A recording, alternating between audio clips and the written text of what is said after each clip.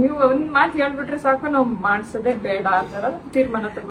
ಈ ಮನೆ ಮನೆ ರಸದೂಟ ಯಾವ ರೀತಿ ಪ್ರತಿ ಮನೆ ಮನೆಗೆ ಹೋಗಿದೆ ಅಂತಂದ್ರೆ, ಅಂಡ್ ಅದನ್ನ ಇದು ಏನು ನಾನು ಇದು ಮಾಡಕ್ಕೆ ಆಗ್ತಾ ಕರೆಕ್ಟ್.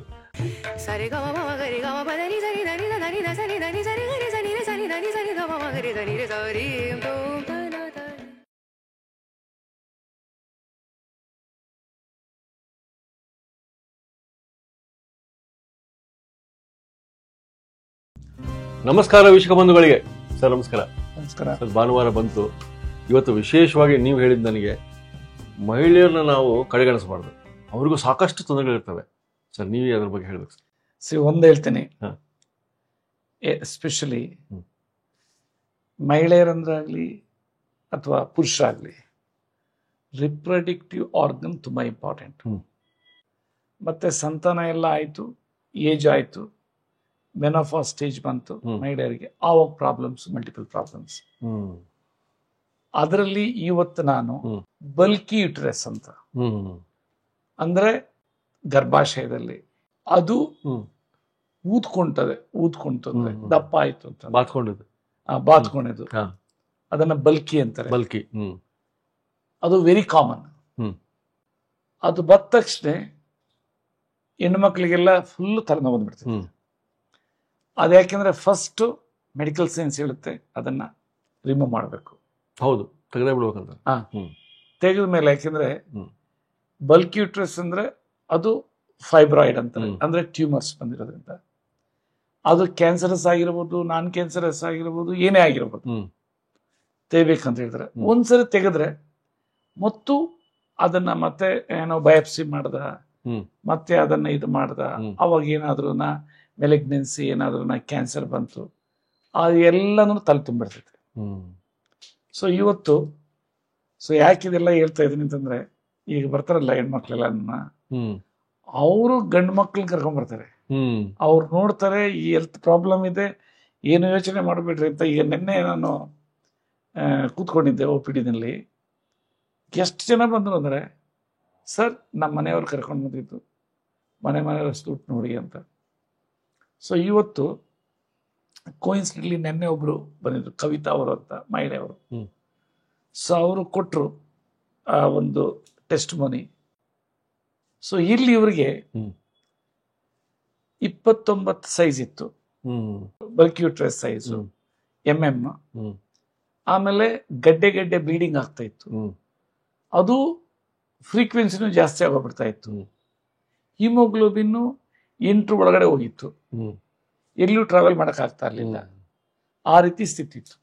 ಎಲ್ಲ ಮಲ್ಟಿಪಲ್ ಡಾಕ್ಟರ್ಸ್ ಹತ್ರ ಹೋಗಿದ್ದಾರೆ, ಎಲ್ರು ಹೇಳಿದ್ರೆ ತೆಗಿಲೇಬೇಕು ಅಂತ. ಪಾಪ ಒಬ್ರು ಡಾಕ್ಟರ್ ಯಾವ ಮಟ್ಟಿಗೆ ಹೇಳಿದ್ರು ಅಂತಂದ್ರೆ, ನಾನೇ ಖರ್ಚು ಕೊಡ್ತೀನಿ, ನೀವು ತೆಗೆದಾಕ್ರಿ, ಇದು ನೆಕ್ಸ್ಟ್ ಎಕ್ಸ್ಟೆಂಡ್ ಆಗ್ಬೋದು ಬಾಡಿಗೆ. ಅವ್ರ ಭಾಷೆಯಲ್ಲೇನೆ ಇರ್ತದೆ, ಏನವೇ ಅವ್ರದ್ದು ಇದು ಮಾಡ್ತೀನಿ. ಸೊ ಅಂತ ಸ್ಥಿತಿನಲ್ಲಿ ಕರ್ಟಸಿ ನಿಮ್ಮ ಚಾನಲ್ ನನಗೆ ಖುಷಿ ಆಗುತ್ತೆ. ಯಾಕೆ ಅಂತಂದ್ರೆ, ಸೊ ಇಮಿಡಿಯೇಟ್ಲಿ ಇಲ್ಲಿಗೆ ಬಂದಿದ್ದಾರೆ. ಹೌದು. ಸೊ ಟ್ರೀಟ್ಮೆಂಟ್ ತಗೊಂಡಿದ್ದಾರೆ. ತಗೊಂಡ ಬರೀ 3 ದಿನಕ್ಕೆ ಚೇಂಜಸ್ ಆಗಿದೆ. ಅದಾದ ಆಲ್ಮೋಸ್ಟ್ 1 ತಿಂಗಳಿಗೆ ಆಲ್ಮೋಸ್ಟ್ ಫಿಸಿಕಲಿ ಸರೋಗಿದ್ದಾರೆ. ನಮ್ಮಲ್ಲಿ ಏನ್ ಮಾಡಿದ್ದಾರೆ ಡಾಕ್ಟ್ರು, ಅವರು ಬಂದು ಇದು ಮಾಡಿದಾಗ ಮತ್ತೆ ಅವ್ರ ಹತ್ರ MRI ಮಾಡಿಸಿದ್ದಾರೆ. ಜೂನಲ್ಲಿ ತಗೊಂಡಿರೋದು treatment, July 3rd or 4th MRI ಮಾಡಿಸಿದ್ದಾರೆ. ನೆಕ್ಸ್ಟ್ ಈಗ ಅಕ್ಟೋಬರ್ ಅಲ್ಲಿ ಮಾಡಿಸಿದ್ದಾರೆ.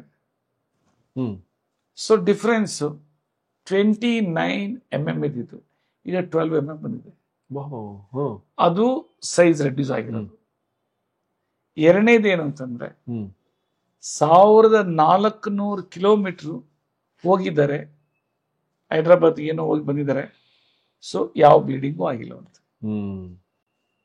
ಸೆಕೆಂಡ್ ಮಂತ್, ಫಸ್ಟ್ ಮಂತ್ನೇ ಎಲ್ಲ ಕ್ಲಿಯರ್ ಆಯ್ತಂತ. ಒಂದು ಸರಿ ಆರ್ಗನ್ ತೆಗೆದು ಅಂತಾರೆ, ಅದು ಯುಟ್ರಸ್. ಮತ್ತೆ ಏನು ಹಾರ್ಮೋನಲ್ ಇಂಬ್ಯಾಲೆನ್ಸ್ ಎಲ್ಲ ಆಗೋಗ್ಬಿಡ್ತೈತೆ, ಕೆಲವರೆಲ್ಲ ದಪ್ಪ ಆಗ್ತಾರೆ. ಸೊ ಆ ರೀತಿ ಎಂಟೈರ್ ನಮ್ಮ ಪ್ರಕೃತಿಯಿಂದ ದೇಹ ಕೊಟ್ಟಿದ್ದಾರೆ, ಆ ದೇಹದ ಒಂದು ಸ್ಥಿತಿನೇ ಇದಾಗೋಗ್ಬಿಡ್ತದೆ. ಸೊ ಇಲ್ಲಿ ಅವರು ಎಷ್ಟು ಖುಷಿಯಾಗಿ ನನ್ನ ಹೇಳ್ತಾ ಇದ್ರು ಅಂತಂದ್ರೆ ಅದು ಇಮ್ಯಾಜಿನೇ ಮಾಡ್ಕೊಳಕ್ಕಾಗಲ್ಲ. ಸೊ ಅವ್ರದ್ದು ಫಸ್ಟ್ 2 ತಿಂಗಳು ಅಬ್ಸಲ್ಯೂಟ್ಲಿ ಕೂತಿ ಆಹಾರ ಪದ್ಧತಿ ಮಾಡಿದಂತೆ, ಅಬ್ಸಲ್ಯೂಟ್ಲಿ ಏನು ಇದು ಮಾಡ್ಲಿಲ್ಲ ಅಂತ. ಈಗಲೂ ನಾ ಏನಿವೆ ಅವ್ರದ್ದು ಟೆಸ್ಟ್ ಮಾಡಿದ್ರೆ ಮುಖ ಎಲ್ಲ ಶೈನಿಂಗ್ ಇದೆ, ಆ ರೀತಿ ಕೂತಿ ಆಹಾರ ಮಂಕಿ ಡಯಟ್. ಆಮೇಲೆ ಇದು ಏನೋ 3ನೇ ತಿಂಗಳು ಸ್ವಲ್ಪ 30-70% ಅದು ಶುರು ಮಾಡಿದ್ರಂತೆ. ಎಕ್ಸ್ಟ್ರಾರ್ಡಿನರಿ ಆಗಿದ್ದಾರೆ. ಈ ಮನೆ ರಸದೂಟ ಯಾವ ರೀತಿ ಪ್ರತಿ ಮನೆಗೆ ಹೋಗಿದೆ ಅಂತಂದ್ರೆ, ಅಂಡ್ ಅದನ್ನ ಇದು ಏನೋ ನಾನು ಇದು ಮಾಡಕ್ಕೆ ಆಗ್ತಾ ಇದೆ. ಕರೆಕ್ಟ್. ಸೊ ನಾನು ಯಾವಾಗ್ಲೂ ಹೇಳ್ತೀನಿ,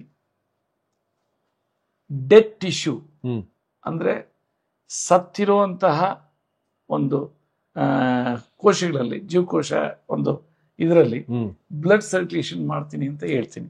ಓಕೆ ಸರ್, ಇವಾಗ ಆಹಾರ ಪದ್ಧತಿಗೆ ಬಂದ್ರೆ ಯಾವ ಆಹಾರ ಪದ್ಧತಿ ಅಳವಡಿಸಿಕೊಂಡಿದ್ರು ಅವರು ಅಂತ ಹೇಳಿದ್ರ, ಅಥವಾ ನಾವು ವೀಕ್ಷಕರಿಗೆ ಏನು ಹೇಳ್ಬೋದಾ ಮಾಹಿತಿ? ಅದು ಭಾರಿ ಇಂಪಾರ್ಟೆಂಟ್ ಕ್ವಶನ್. ಯಾಕೆ ಇದನ್ನ ನಿಮ್ಮ ಕ್ವಶನ್ಗೆ ನನ್ಗೆ ಭಾರಿ ಖುಷಿ ಆಯ್ತು. ಯಾಕೆ ಹೇಳ್ತೀನಿ ಅಂದ್ರೆ, ಸರ್ ನಾವು ಕೇರ್ಫುಲ್ ಆಗಿ ಅವ್ರನ್ನ ಕೇಳ್ತೀವಿ, ಅದರಲ್ಲಿ ಕಾನ್ವರ್ಸೇಷನ್ನ ಅರ್ಥ ಮಾಡ್ಕೊಳ್ತೀವಿ, ಅದನ್ನ ನಾವು ಅಳವಡಿಸ್ಕೊಳ್ತೀವಿ. ಆದ್ರಿಂದ ನೀವು ನಿಜವಾಗ್ಲೂ ನಮಗೆ ಒಂಥರ ಎನ್ಲೈಟನ್ ಮಾಡ್ತಾ ಇದೀವಿ. ಸೊ ನೀವೇ ನಮಗೆ ದೇವ್ರ ಸ್ವರೂಪ ಅಂತಾರೆ. ನಾನಲ್ಲ ದೇವ್ರ ಸ್ವರೂಪ. ಅವರು ಅರುಣ್ ಅವರು ಇಲ್ಲಿ ಮನಗೋ ಬಂದು ಅದು ಪಟ್ ಅಂತ ಮಾಡಾಕಿ ಇವತ್ತು 2 ವರ್ಷ 3ನೇ ವರ್ಷ ಶುರುವಾಗಿದೆ ಅಂತಂದ್ರೆ ಅದು ಅವ್ರದ್ದು ಒಂದು ಇದು. ಸೊ ಆದ್ರಿಂದ ಇಲ್ಲಿ ಹೇಳ್ತೀನಿ ನೋಡ್ರಿ, ವೆರಿ ವೆರಿ ಕ್ಲಿಯರ್ ಆಗಿರುತ್ತೆ. ಒಂದು, ತನಗೆ ಹಲ್ಲುಗಳಿದೆಯಾ ಇಲ್ಲ, ಹಲ್ಲುಗಳಿಲ್ಲ ಅಂತಂದ್ರೆ ಪೇಸ್ಟ್ ಮಾಡಿ ತಗೊಳ್ಬಹುದು. ಎಲ್ಲ ಡಿಫೈನ್ ಮಾಡಿದ್ದೀನಿ. ಕ್ಯಾರೆಟ್ ಸ್ಮೂತಿ ಅಂದ್ರೆ ಪೇಸ್ಟ್, ಜಸ್ಟ್ ಲೈಕ್ ಚಟ್ನಿ. ಈಗ ಕೊಬ್ಬರಿ ತಿನ್ನಕ್ಕಾಗಲ್ಲ, ಕೊಬ್ಬರಿ ಚಟ್ನಿ ಬ್ಯೂಟಿಫುಲ್ ಕೊಬ್ಬರಿ ಚಟ್ನಿ, ಗಟ್ಟಿ ಚಟ್ನಿ ಮಾಡ್ತಾರಲ್ಲ ಇಡ್ಲಿಗೆ, ಇಲ್ಲಿ ಇಡ್ಲಿ ತಿನ್ನಂಗಿಲ್ಲ, ಚಟ್ನಿ. ಅದರಲ್ಲೇನೆ ಖಾರ ಹಾಕೋ ಬದಲು ಡೇಟ್ಸ್ ಹಾಕಿದ್ರೆ ಅದೇ ಸ್ಪೆಷಲ್ ಚಟ್ನಿ ಆಗುತ್ತೆ. ಸೊ ಮತ್ತೆ ಆಪಲ್ ಯಾವ್ದು ಡ್ರೈ ಫ್ರೂಟ್ಸ್ ಖುಷಿ ಆಗುತ್ತೋ, ಉರ್ದನ ಇರ್ಲಿ, ಅದನ್ನ ನೀರಿನ ನೆನೆಸಿನೇ ಇರಲಿ. ಸೇಬು ಅದನ್ನ ಸ್ಕಿನ್ ಔಟ್ ಮಾಡಲಿ, ಯಾಕಂದ್ರೆ ಎಲ್ಲದರಲ್ಲೂ ಇದು ವ್ಯಾಕ್ಸ್ ಹಾಕಿರ್ತಾರೆ, ಅದು ವೆರಿ ಡೇಂಜರಸ್. ಅದೇ ರೀತಿ ಕ್ಯಾರೆಟ್, ಡೇಟ್ಸು, ಇಲ್ಲ ಡ್ರೈ ಫ್ರೂಟ್ಸು ಮತ್ತೆ ಡೇಟ್ಸ್ ಭಾರಿ ಇಂಪಾರ್ಟೆಂಟ್. ಖರ್ಜೂರ ಆಗಲಿ, ಒಣದ್ರಾಕ್ಷಿ ಆಗಲಿ, ಅದು ಹಾಕ್ಲಿಲ್ಲ ಅಂದ್ರೆ ಟೇಸ್ಟ್ ಬರಲ್ಲ. ಅದೇ ರೀತಿನೇ ಇದು ಕೊಬ್ಬರಿ ಹಾಲು, ಅದು ಭಾರಿ ಇಂಪಾರ್ಟೆಂಟು. ಸೊ ಇವತ್ತು ನಾನು ಕೊಬ್ಬರಿ ಹಾಲು ಮೊದಲು ತೋರಿಸಿದ್ದೆ, ಅದು ವೆರಿ ಕಾಮನ್. ಕೊಬ್ಬರಿ ಹಾಲಲ್ಲಿ ಮತ್ತೆ ಮಲ್ಟಿಪಲ್ ಇವು ಡ್ರೈ ಫ್ರೂಟ್ಸ್, ಅದು ಇದಾಗಾದ್ರೂ ಆಗ್ಬಿರೋದು, ಫ್ರೈ ಆದ್ರೂ, ರೋಸ್ಟ್ ಆದ್ರೂ ಮಾಡ್ಬೋದು, ಉರಿಬಹುದು, ಇಲ್ಲ ನೆನೆಸ್ಬಹುದು. ಕೊಬ್ಬರಿ ಹಾಲು ವಿತ್ ಡೇಟ್ಸ್ ತಕೊಂಡ್ರೆ ನಿಮ್ಗೆ ಇಮ್ಯಾಜಿನ್ ಮಾಡ್ಕೊಳಕ್ಕಾಗಲ್ಲ. ಅದನ್ನ ಇವತ್ತು ಮಾಡಿ ತೋರ್ಸೋಣ ಸರ್. ಮಾಡಿ ತೋರ್ಸೋಣಂತೆ. ಆಮೇಲೆ ಒಂದು ಹೇಳ್ತೀನಿ ಇದ್ರ ಬಗ್ಗೆ.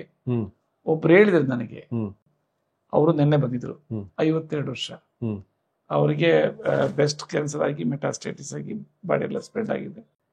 ಅವ್ರದ್ದು ಸ್ಟೋರಿ ಹೇಳಿದ್ರು. ಸರ್ ಫಸ್ಟ್ ಮನೆ ನೋಡಿದೆ, ಈ ಕೊಬ್ಬರಿ ಹಾಲನ್ನ ಮಾಡಿದೆ, ಒಂದು ವಾರ ಕುಡದೆ ಇದೆಲ್ಲ ಚೋಕ್ ಆಗೋಗ್ಬಿಟ್ಟಿತ್ತು ನನಗೆ. ಊಟ ನುಂಗಕ್ ಆಗ್ತಾ ಇರ್ಲಿಲ್ಲ ಮುಂಚೆ, ಈಗ ನುಂಗಕ್ ಆಗ್ತಾ. ಅದಕ್ಕೆ ಅಂದ್ಕೊಂಡೆ ನಿಮ್ ಟ್ರೀಟ್ಮೆಂಟ್ ತಗೋಣ ಅಂತ ಬಂದೆ ಅಂತ. ಕೊಬ್ಬರಿ ಹಾಲಲ್ಲಿ ಅಷ್ಟೊಂದು ಇದೆ ನೋಡಿ. ಸೊ ಇವತ್ತು ವಿತ್ ಇದು ಏನೋ ಡ್ರೈ ಫ್ರೂಟ್ಸ್ ಜೊತೆ ಮಾಡಿ ಇದು ಮಾಡೋದು ತೋರಿಸುತ್ತೆ.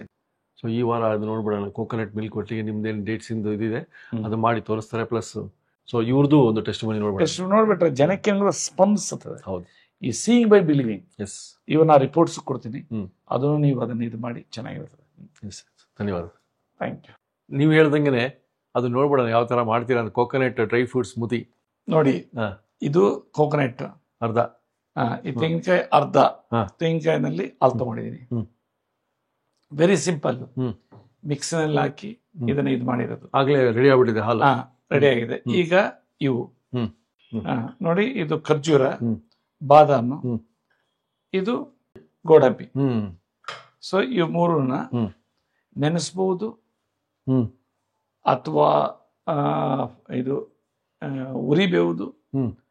ಸೊ ಈಗ ಖರ್ಜೂರ, ಬಾದಾಮು ಅಂದ್ರೆ ಆಲ್ಮಂಡ್ ಮತ್ತೆ ಕ್ಯಾಶ್ಯೂನಟ್. ಸೊ ಇದನ್ನ ಒಂದೊಂದು 3-4 ಕಾಳು ಹಾಕೊಂಡು ಸ್ವಲ್ಪ ನೀರು ಹಾಕೊಂಡು ಅಥವಾ ಇದು ಹಾಲೆ ಹಾಕೊಂಡು ಪೇಸ್ಟ್ ಮಾಡಿಬಿಟ್ರೆ, ಅದಾದ ನಂತರ ಫುಲ್ ಇದು ಮಾಡಿ ಮತ್ತೆ ಪೂರ್ತಿ ಹಾಲು ಹಾಕ್ಬಿಟ್ಟು ಪೇಸ್ಟ್ ಮಾಡ್ಕೊಂಡ್ರೆ automatically coconut milk with dry fruits. Sir ನೋಡ್ಬೇಡ ಸರ್ ಹೆಂಗೆ ಮಾಡಲ್ಲ. ಈಗ ನಾನು ಒಂದು ಗ್ಲಾಸ್ ಮಾಡಿದ್ದೀನಿ, ಎಲ್ಲರೂ ಸವಿಲಿ ಅಂತ ನಾನು ಟೇಸ್ಟ್ ಮಾಡೋದಕ್ಕೆ ಒಂದು ಸಣ್ಣ ಗ್ಲಾಸಲ್ಲಿ ಇಟ್ಕೊಂಡಿದ್ದೀನಿ. ಈಗ ನೋಡಿ ಹೇಗಿದೆ ಅಂದರೆ ಯು ಕಾಂಟ್ ಇಮ್ಯಾಜಿನ್ ಆ ಅಮೃತ, ಅನ್ಥಿಂಕಬಲ್. ಯಾಕೆಂದರೆ ಇದನ್ನು famous cardiologist doctor B M ವೆಂಕಟೇವರು ಹೇಳ್ತಾರೆ, ಇದು ಅಮ್ಮನ ಎದೆ ಹಾಲಿಗೆ ಸಮಾನ ಅಂತ. ಅಷ್ಟು ಪವರ್ಫುಲ್ ಟೂಲ್ ಇದು for any incurable diseases. Number 1 except ಇದಕ್ಕೆ ಕ್ರಾನಿಕ್ ಕಿಡ್ನಿ ಡಿಸೀಸು ಮತ್ತು ಲಿವರ್ ಸಿರೋಸಿಸು ತಗೊಳ್ಬಾರ್ದು. ನಂಬರ್ 2 ಒಬೆಸಿಟಿ ಇದೆಲ್ಲ ಹೊರಟೋಗುತ್ತೆ ತಗೊಂಡ್ರೆ. ಎನರ್ಜಿ ಲೆವೆಲ್ ಅನ್ಥಿಂಕಬಲ್ ಇಂಪ್ರೂವ್ಮೆಂಟ್ ಆಗುತ್ತೆ. ಆ ರೀತಿ ಇದರಲ್ಲಿ ಪವರ್ ಇದೆ. ಧನ್ಯವಾದ ಸರ್. Thank you. ನಿಮ್ಮ ಹೆಸರೇನಮ್ಮ? ಕವಿತಾ. ಸೊ ಎಷ್ಟು ಏಜ್ ನಿಮಗೆ? 47 ವರ್ಷ. 47 ಇಯರ್ ಓಲ್ಡ್. ಸೊ ನಿಮಗೆ ಬಲ್ಕಿ ಯೂಟ್ರಸ್ ಅಂತ ನಮ್ಮಲ್ಲಿ 4 months ಬ್ಯಾಕ್ ಬಂದಿದ್ರಿ ಅಂತ ಕಾಣುತ್ತೆ. ಈಗ ರಿಪೋರ್ಟ್ ನೋಡಿದೆ, MRI ರಿಪೋರ್ಟ್ ಮೊದಲದು ಮತ್ತೆ ಈಗಂದು. ಮೊದಲು bulky uterus size 23x37 mm ಇತ್ತು. ಆಮೇಲೆ ಡಾಕ್ಟರ್ಸ್ ಹೇಳಿದ್ರು ಅದನ್ನ ಆಪರೇಷನ್ ಮಾಡ್ಬೇಕಂತ. ಅವರು ಆಪರೇಷನ್ ಮಾಡ್ಲೇಬೇಕು, ಇಲ್ಲ ಅಂದ್ರೆ ಅದು ತುಂಬಾ ಪ್ರಾಬ್ಲಮ್ ಆಗುತ್ತೆ ಅಂತ ಹೇಳಿದ್ರು. ನಾನು 2-3 ಕಡೆ ತೋರಿಸಿದ್ರು, ಎಲ್ಲಾ ಡಾಕ್ಟರ್ ಹೇಳಿದ್ರು ಅಮೌಂಟ್ ಏನಂತ ಇಲ್ಲ ಅಂದ್ರೆ ನಾನೇ ಕರ್ಕೊಂಡು ಮಾಡಿಸ್ತೀನಿ, ನೀವು ಫಸ್ಟ್ ಅದನ್ನ ತೆಗಿಸ್ಬೇಕು ಅಂತಾನೆ ಹೇಳಿದ್ರು. ತೆಗಿಸ್ಲಿಲ್ಲ ಅಂದ್ರೆ ಏನಾಗುತ್ತೆ ಅಂತ ಹೇಳಿದ್ರು? ಕ್ಯಾನ್ಸರ್ ಆಗುತ್ತೆ, ಹಾಗೆ ಹೀಗೆ ಫುಲ್ ಬಾಡಿ ಎಲ್ಲ ಸ್ಪ್ರೆಡ್ ಆಗ್ಬಿಡುತ್ತೆ. ಎಷ್ಟು ದಿನದಿಂದ ನಿಮಗೆ ಚೆನ್ನಾಗಿ ಅರಿವಾಯ್ತು ಇದು ಚೆನ್ನಾಗ್ತಿದೆ ಅಂತ? ನಂಗೆ 3 daysಗೆ ಸ್ಟಾರ್ಟ್ ಆಗ್ತು. 3 daysಗೆ ಅಂದ್ರೆ ನಾನು ಇಲ್ಲಿ HP ಟೆಸ್ಟ್ ಮಾಡಿಸಿದಾಗ 8 ಇತ್ತು, ನಂದು 8.5 ಇತ್ತು. ಮತ್ ನಾನು ಅಲ್ಲಿ 3 days ಅಷ್ಟೇನೆ ಅದು ಹೋದು ಮತ್ತೊಂದ್ಸಲಿ ಮಾಡಿದಾಗ 9 ಚಿಲ್ಲರೆ ಆಗಿತ್ತು. 9.5 ಅಂದ್ರೆ ಇವಾಗ ಬ್ಲೀಡಿಂಗ್ ಎಲ್ಲ ಆಗ್ತಾ ಇತ್ತಲ್ಲ, ಅದೆಲ್ಲ ಕಂಟ್ರೋಲ್ ಆಗ್ತಾ ಇತ್ತು. ಮತ್ತೆ ಬಾಡಿನೂ ವೀಕ್ ಆಗ್ತಾ ಇತ್ತು, ಅಂದ್ರೆ ಸಣ್ಣ ಆಗ್ತಾ ಇತ್ತು. ಇಲ್ಲ ನಾನು ಫುಡ್ ಏನು ತಗೊಂಡೇ ಇರ್ಲಿಲ್ಲ, ಬರೀ ಒಂದ್ ಅಕ್ಷೆ ಮಜ್ಜಿಗೆ ತಗೊಂತಾ ಇದ್ದೆ, ಮತ್ತೆ ಔಷಧಿ ತಗೊಂಡಾಗ MRIಗೆ ಹೋಗಿದ್ದಷ್ಟೇ. ಅವಷ್ಟರಲ್ಲಿ ಒಂದ್ 10 ದಿನಾನೇ ಆಗಿತ್ತು ಊಟ ಎಲ್ಲ ಬಿಟ್ಟು. ನಾನು ನೀವು ಒಂದ್ ಮಾತು ಹೇಳ್ಬಿಟ್ರೆ ಸಾಕು, ನಾವು ಮಾಡ್ಸೋದೇ ಬೇಡ ಆ ತರ ತೀರ್ಮಾನ ತಗೊಂಡು.